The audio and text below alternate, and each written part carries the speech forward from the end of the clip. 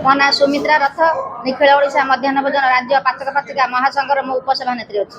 आम आज मीडिया भाई को धन्यवाद दौचु। मीडिया भाई माध्यम आम आज शुणी देवा चाहूँ जे आम दीर्घ 30 वर्ष है विद्यालय काम कौन निजुक्ति पत्र ना कि आम परिचय पत्र ना।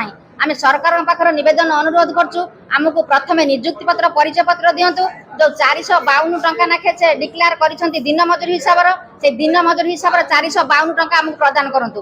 आज राज्य पाक्षिक संघर सभापति जे जोगेंद्र स्वाई नेतृत्व में गंजाम जिलार पाचक पाचिका माने उपस्थित अच्छा। या सहित समग्र ओडिशार विभिन्न जिलूर नेता नेत्री मैंने समावेश होती। आमर वरिष्ठ बीजेपी नेता जगन्नाथ बैठक अच्छा। आज जहाँ आम अनुभव कलु 2000 टाँग पाते सरकार बर्तमान आ 1000 टाँग बढ़े तो कार्यकारी करना शीघ्र कार्यकारी करा सहित से जो प्रकार बहुत समय धरिकी घंटा घंटा धरिकी 10टा रू 5टा पिला पाखे रहीकि सेवा कर दरा 3000 बहुत कम आहरी वर्जित करा। मु जोगेंद्र स्वाई निखिल ओडिशा मध्याह्न भोजन पाचक पाचिका राज्य संघर सभापति अच्छी। देखंतु आज निखिल ओडिशा मध्याह्न भोजन पाचक पाचिका आनुकूल्य रे गंजाम जिलार समावेश अनुष्ठित होची।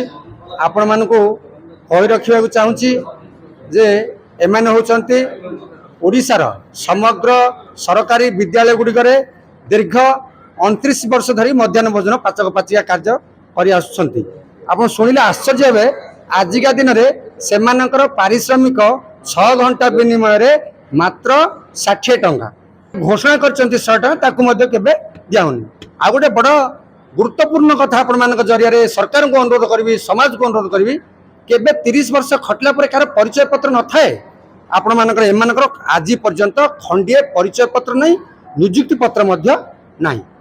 आज कर मुख्य उद्देश्य मुझे लंबा कर कहनी गोटे उद्देश्य जेहेतु एमाने 30 वर्ष खटणी एक नियुक्ति पत्र दि जाऊ परिचय पत्र दि जाऊ एवं किछि नहले जहाँ दिनकर मूल्य 452 टंका हिसाब से 13,500 टंका देवाई।